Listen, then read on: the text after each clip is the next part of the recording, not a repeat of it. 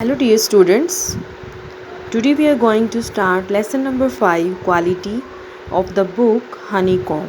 Okay, let's start.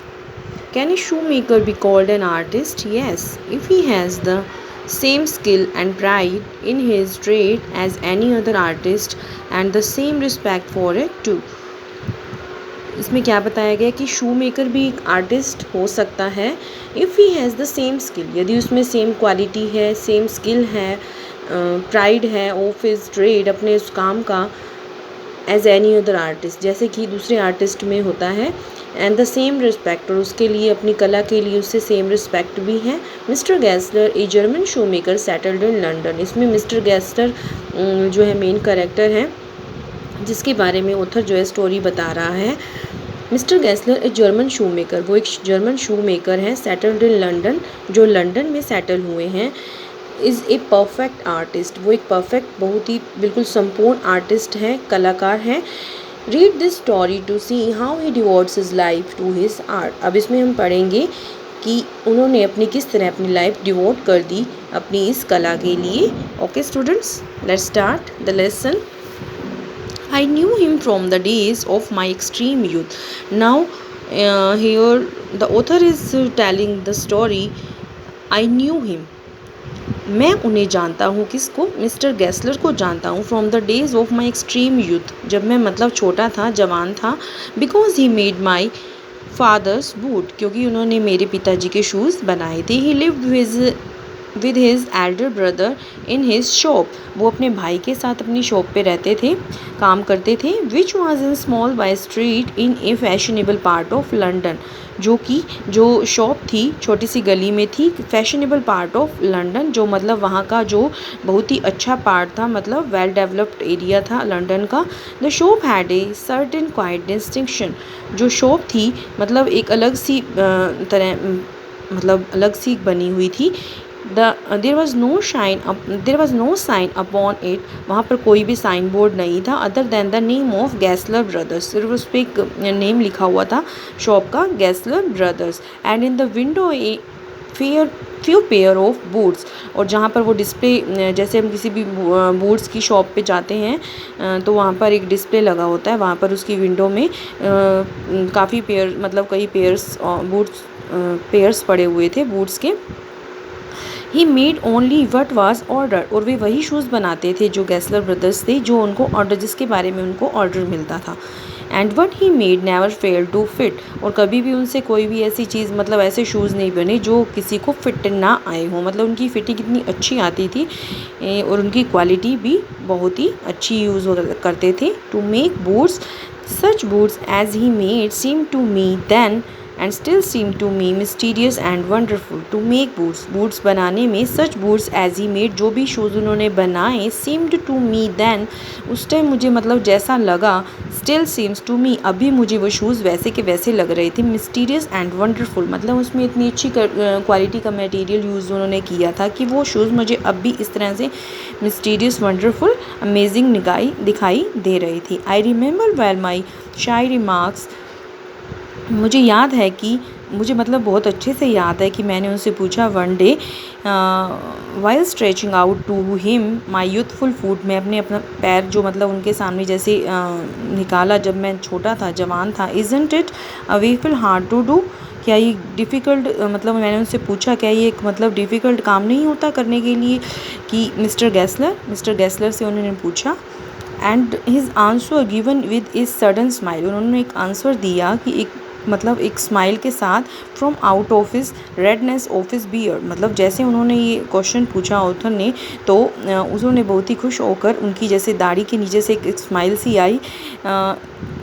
It is an art, मतलब उन्होंने क्या कहा है कि ये एक कला है. It was not possible to go to him very often, his boots lasted terribly having something, मतलब उन्होंने क्या कहा कि ऑथर कह रहा है कि it was not possible to go to him, मतलब उनके पास आसानी से हम जा नहीं सकते थे शूज़ के लिए, क्योंकि जो भी उनसे हम परचेज़ करते थे शूज़ वगैरह, वो इतने लॉन्ग लास्टेड होते थे, मतलब बहुत ही अच्छे चलते थे, बहुत काफ़ी टाइम तक वो फटते नहीं थे. Having something, come to next page. Having something beyond the temporary some essence of wood stitched into them. तो क्या कह रहे हैं कि मतलब जो नॉर्मल शूज़ होते थे उनसे काफ़ी अलग हटके होते थे, डिफरेंट होते थे। Some essence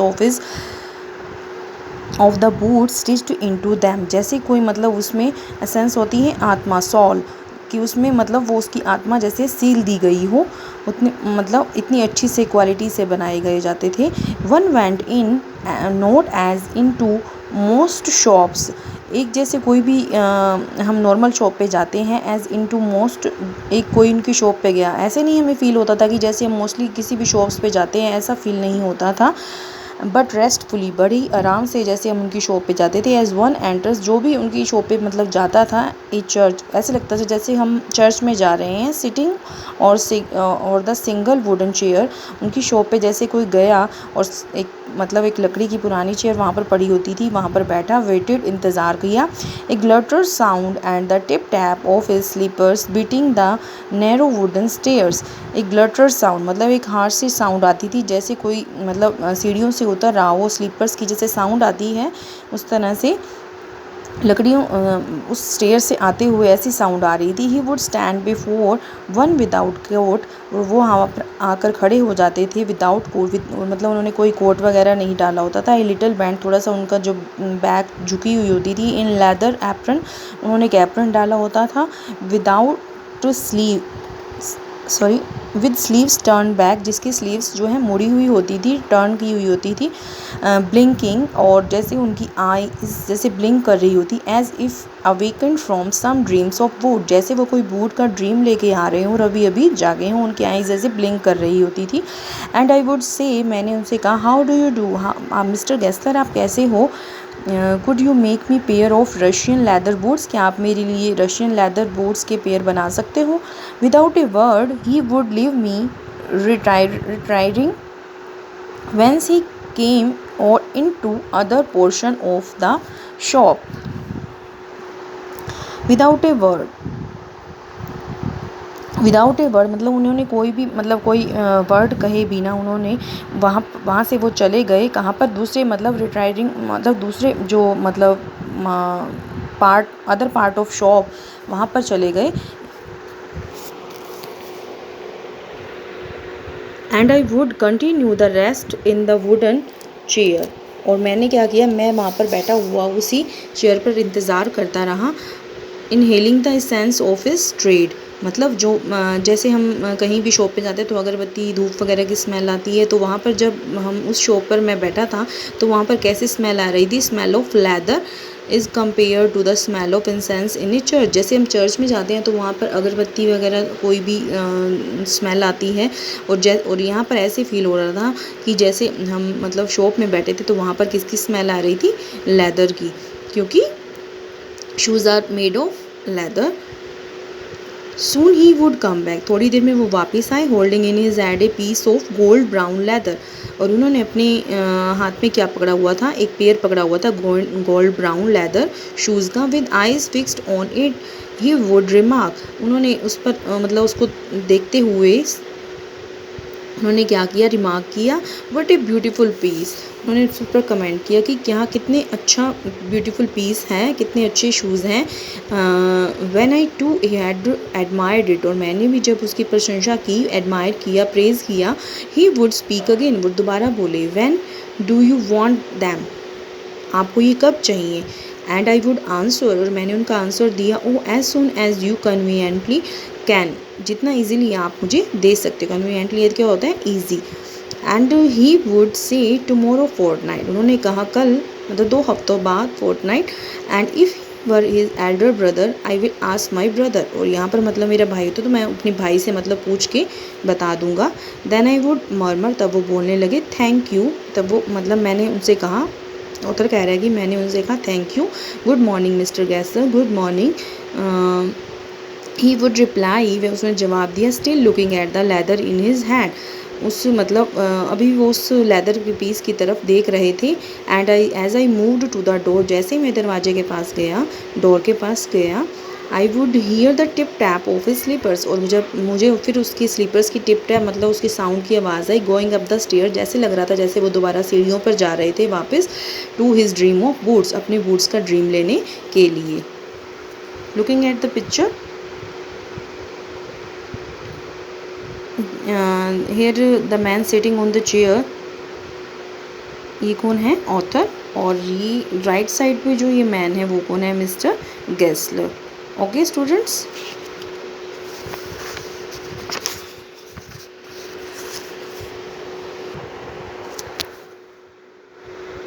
I can't forget that day on which I had occasion to see him, मैं उस दिन को मतलब उस टाइम को नहीं भूल सकता, उस दिन को नहीं भूल सकता जिस दिन मैंने मुझे कहने का मतलब ओकेजन मिला, चांस मिला उनसे ये कहने के लिए कि Mr Gessler last pair of boots creaked, you know, जो लास्ट पेयर ऑफ शूज़ मैंने आपसे लिया था उसमें एक साउंड सी आती है, यू नो, आपको पता है। He looked at me for a time without replying as if expecting me to withdraw और क्वालिफाई द स्टेटमेंट, उन्होंने मुझे इस तरह से देखा विदाउट रिप्लाइंग, उत्तर ना देते हुए, रिप्लाई ना करते हुए, कि जैसे वो एक्सपेक्ट कर रहे हों कि मैं अपने वर्ड्स वापस ले लूँ एंड क्वालिफाई द स्टेटमेंट, या अपनी जो बात मैंने कही है उसको दोबारा से उसको मेंशन करूँ।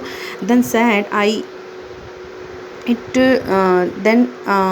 Then said it should not have creaked, तो उसमें वो जैसे उन्होंने कहा कि उसमें से साउंड तो नहीं, मिस्टर गेस्लर ने कहा कि उस शूज़ में से साउंड में ऐसी साउंड तो नहीं होनी चाहिए। It did, I am afraid, मतलब ये साउंड करते हैं, मैं आई एम फ्रेड, मैं डर गया। You got them wet before they found themselves, तो मिस्टर गेस्लर ने कहा कि हो सकता है तुमने वो शूज़ गीले कर दिए हों, जैसे मतलब तुम्हें मतलब as they found themselves, जैसे तुम्हें वो मिले हों। Send them, I don't think so, तो उन्होंने जैसे मिस्टर गेस्लर ने कहा हो सकता है तुमने वो शूज़ गीले कर दिए हों जैसे तुम्हें वो मिले हों, आई डोंट थिंक सो, तो वो ऑथर कहता है कि नहीं, मुझे नहीं लगता।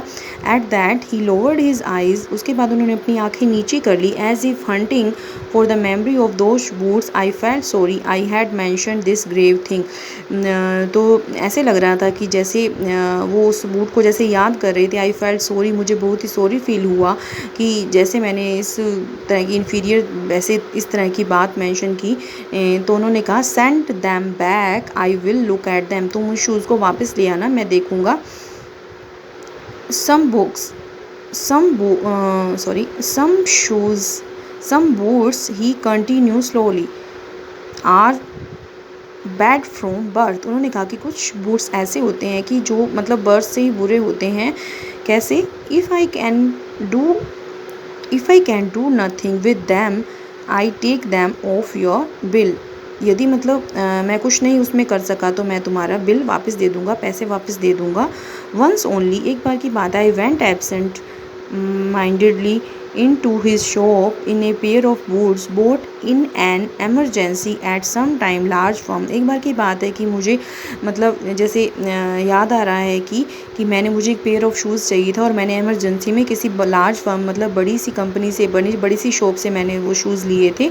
ही टुक माई ऑर्डर, उन्होंने मेरा ऑर्डर लिया, विदाउट शोइंग मी, मुझे देखे हुए, and without showing me any leather, and I could feel his eyes penetrating the inferior covering of my foot, तो उन्होंने जैसे मतलब ही टुक माई ऑर्डर, उन्होंने मेरा देखा जैसे मैंने जो शूज़ लिए हुए थे, विदाउट शोइंग मी, मुझे देखे हुए, without showing me any leather, I could feel his eyes, जैसे मुझे ऐसे लग रहा था कि जैसे वो मतलब जैसे देख रहे हों inferior covering of my boot की जो क्वालिटी थी बूट की, ई एट लास्ट, इन्फीरियर क्वालिटी का मतलब लेदर उसमें यूज़ हुआ था। At last he said those are not my boots, उन्होंने कहा ये तो मेरे बूट्स नहीं हैं। The tone was one of anger, उसमें जो टोन कैसी थी, एंगर की थी, because this they use best quality of leather in shoes Mr Gessler, but जो शूज़ के बारे में वो बात कर रहे थे वो तो उनकी कंपनी के थे ही नहीं, उसमें उनकी कंपनी का कोई